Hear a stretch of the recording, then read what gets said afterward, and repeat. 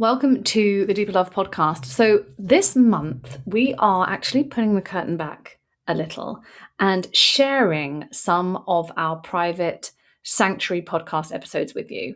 And so, this is where I'm answering a member's question. And this week is: should I stay and rebuild with my husband or leave and start again without him? And so if you want the full catalogue, every private episode we've done, and there'll be many more to come, then come join us in the sanctuary. You can do that by clicking the link in the show notes. Affairs don't begin in the bedroom. They begin in childhood. In the part of you that decided she needed to bury her truth just to be loved. The part that's now screaming to be seen. I'm Alex Croxford, and this is the Deeper Love podcast, where we name the shame, face the guilt, and help you find your way back to yourself. So let's begin. So on today's private podcast, I want to answer the question: should I stay with my husband and rebuild, or should I leave and rebuild my life with or without my affair partner? And the first thing that comes to mind when I read this message is I really understand how much we want to look outside of ourselves for that answer, and for someone to just tell us to stay or to go. And the truth is, I want to give you the answer that you're looking for, but the most honest thing that I can do is tell you that I can't. And honestly, neither can you. Not yet. And you know, the message is asking, should I stay or should I go?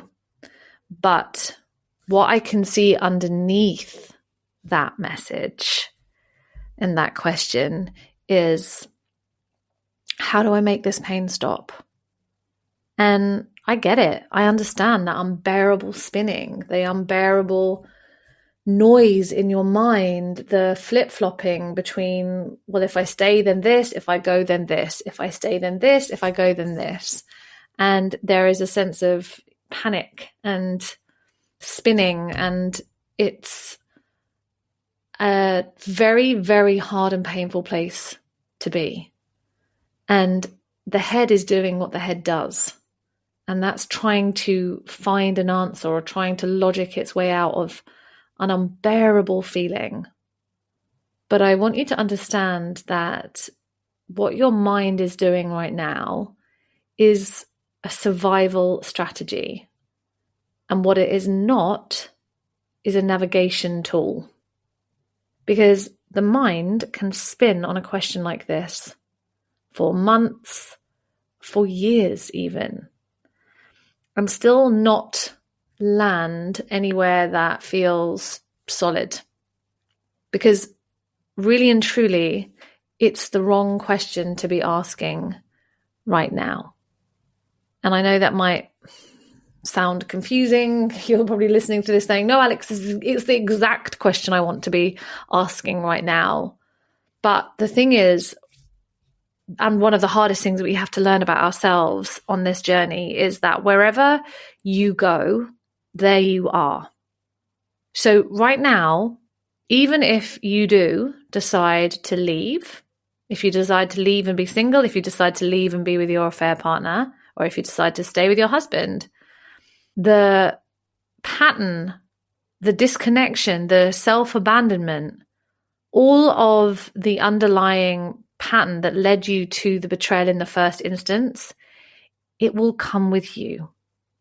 If you leave for your affair partner and you haven't done the work to heal this pattern from the root, then there is a high chance that you will find yourself here again. Not just, I don't mean cheating, but the chances are you will find yourself in another relationship asking the same question: should I stay or should I go?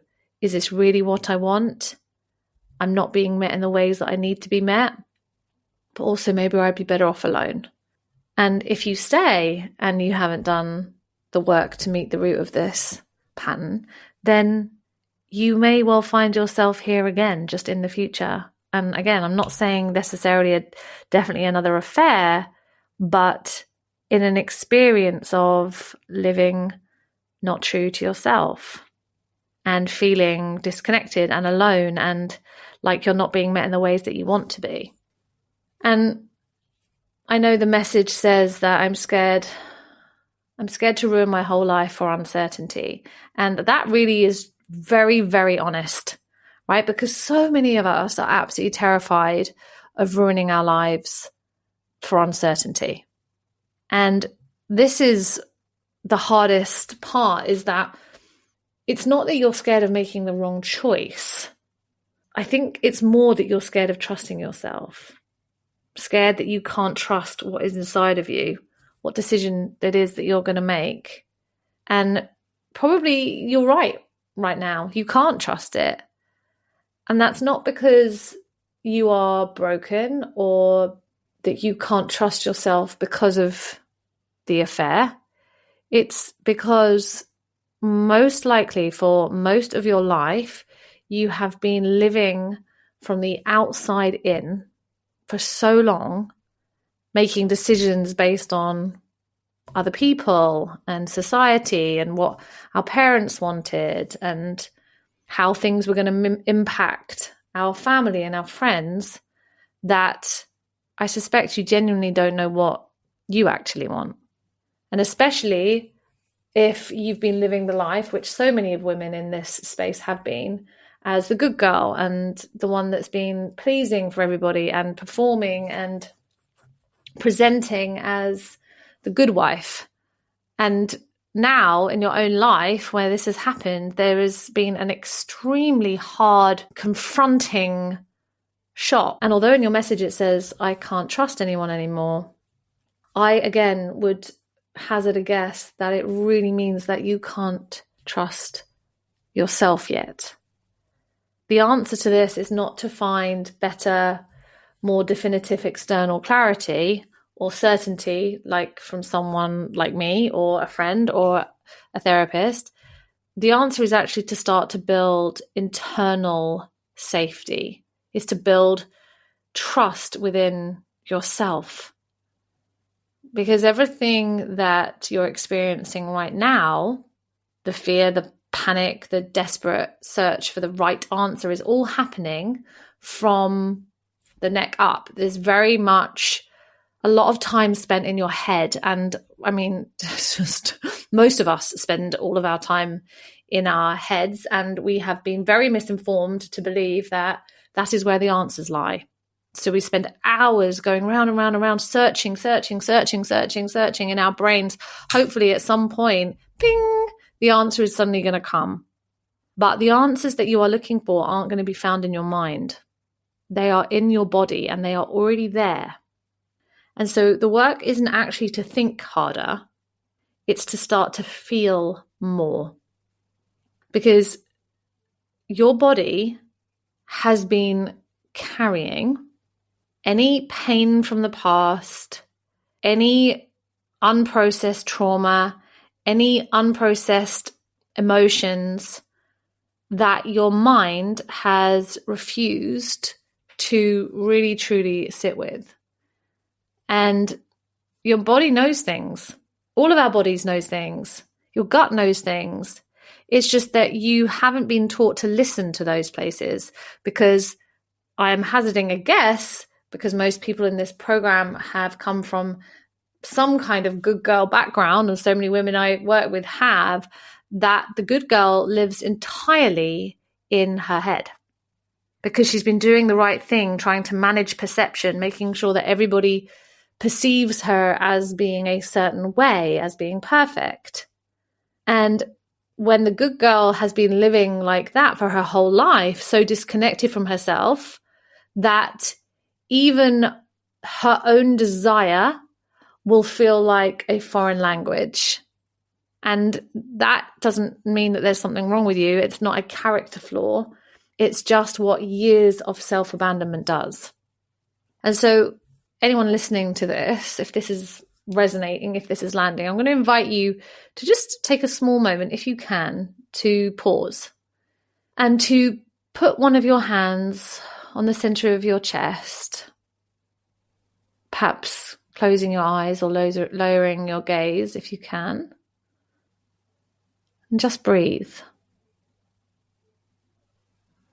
You're not trying to find an answer. Just be here. And just notice, where do you feel the panic in your body? Is it in your heart space? Or your belly? Or just in your solar plexus at the bottom of your ribs, where your ribs meet? And what's the sensation that you can feel? Is it tight? Is it heavy? Is it tingly? And I'm not asking you to solve anything or get rid of anything or fix anything. I'm just asking you to arrive. And as you stay with this sensation, I want you to understand that you cannot make a decision that you'll trust from a dysregulated nervous system. It's just physiology. And the sanctuary is here for exactly this, to give you somewhere to land before you are asked to decide or act or fix. And so you can open your eyes now and come back into the room. But the decision about your marriage, about your affair partner, about your life, that decision or that answer will come. And when it does, it will feel different. It will feel like truth rather than feeling like panic. But that clarity can only come from inside of you, not from me, not from him, not from your affair partner. And the work right now, the only work, is to start to come home to yourself. Because you already have the answer. It's just buried under years of noise. And that is exactly what we're here for. That's what the sanctuary is. Not to tell you what to do, but to help you hear yourself again. Remember, you are not broken and you are not lost. You are just finding your way. Thank you for listening to the Deeper Love podcast. If today's episode spoke to you, hit subscribe so you don't miss the next one. And if you're ready to go deeper, you'll find all the ways to work with me in the show notes. Until next time.